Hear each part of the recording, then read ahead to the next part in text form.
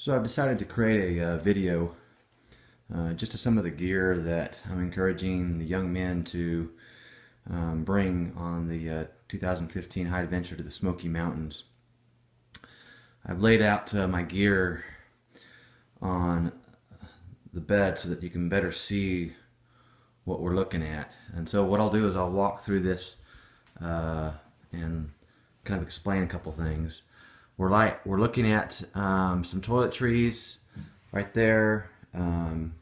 Make sure toothbrush, toothpaste, some deodorant, some hand sanitizer, comb, bar soap is right there. I've got shampoo, some earplugs. I can't sleep when there's snoring, so I like to pack that.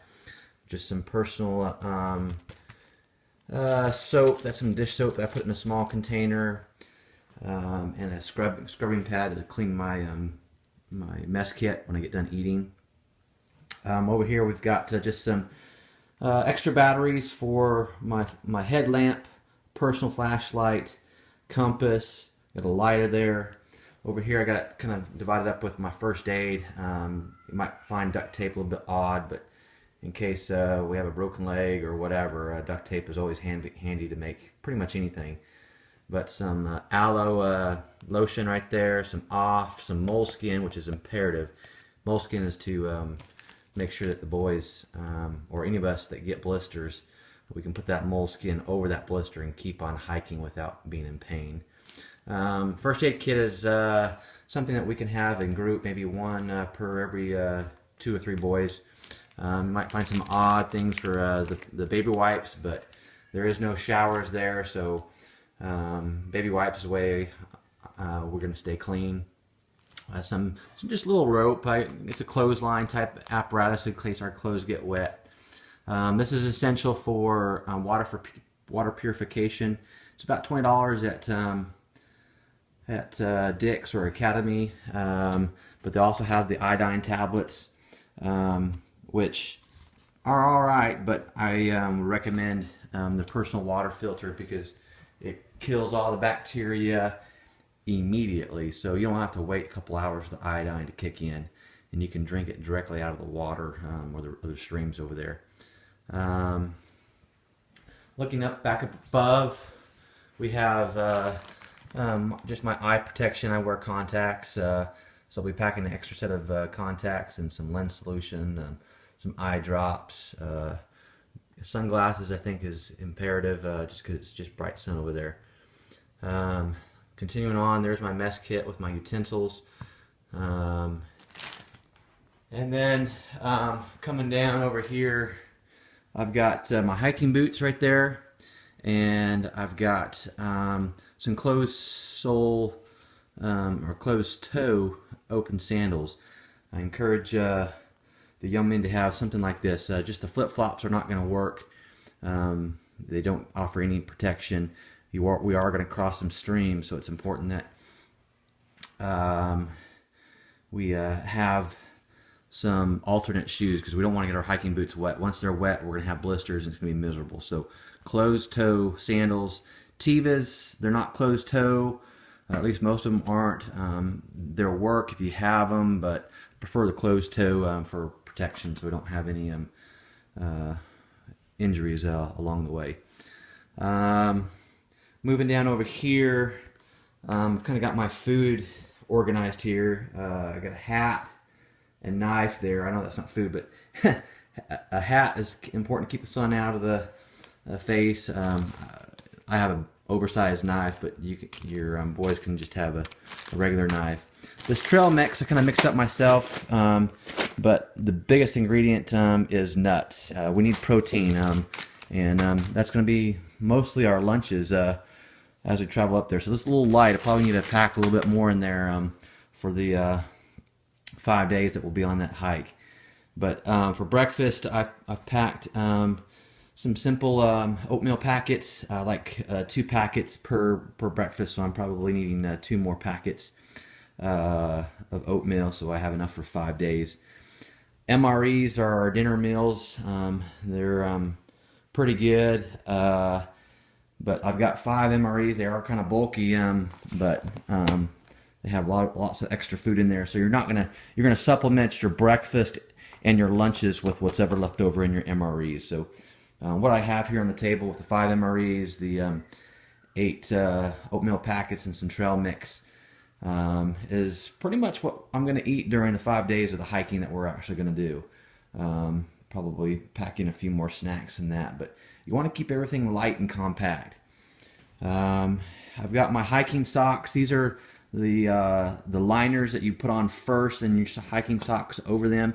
These liners are important because they wick moisture away from your feet, which obviously will prevent the blisters from developing, especially on the heel of your foot. So I'm not going to get 5 pair of socks. Basically, you can wear 1 pair every day. You take the pair off, let it dry, and put the new pair on, and then the following day you just rotate every other day with the 2 pair of socks. But same thing with the main socks that slip over. But it's imperative that you have some good socks there. Over here I have my this is my hammock.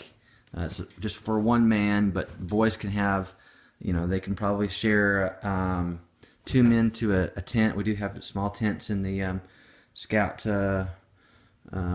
shed. This is my sleeping bag. Notice how compact that is. It's basically a sheet, so it's not going to be extremely cold there. It's going to be probably in the mid 60s at night. So it is going to get a little chilly, but you don't need a heavy sleeping bag. Just a liner there is all you really need, or a sheet. I've packed 3 pairs of shorts. Notice that they're none of them are cotton. We don't want cotton because cotton, once it gets wet, it doesn't dry out. So if you can avoid cotton, the better. I do have looks like I have 6 pair of shirts. I have 5 short sleeve and 1 long pair of or 1 long sleeve shirt, just for potential if it gets cool at night. That might come in handy, or the bugs might get pretty bad, so I can slip on a long sleeve pair of shirt, or long sleeve shirt. Of course, you want to pack your underwear. Boys, you need to have at least 5 pair. I recommend 6 pair, but that's imperative. As far as other gear, I have a rain poncho. It is known to rain during the time of year that we're going, so it's imperative that you have a compact rain poncho. Another thing I have here is this is a group thing, a group stove. We can't actually have a camping stove, but this is a personal stove. You basically put the propane fuel in the holder there, and then this goes on top, and that becomes your stove to heat up your MREs or your oatmeal in the morning. And that's good for probably 3 people. So we need a camping stove like this, or something smaller. I know they make more compact ones, but they cost some money. But we need a stove for every 3 people that are going out there. This is just some playing cards to have some fun in the evenings, or as we're resting on the trail. But this basically is kind of the essentials of what we're looking at. I did forget to go over the backpack. This backpack needs to be a minimum of a 50 liter backpack. This particular one is a 65 liter backpack. The important elements of this backpack that we need to bring is that it has a hip belt. This hip belt takes the weight off of the back and puts it on the hips. When you're packing around a 45 to 65 pound backpack, that hip belt comes very important. Of course, the harness strap or the chest straps, that's important that you have that.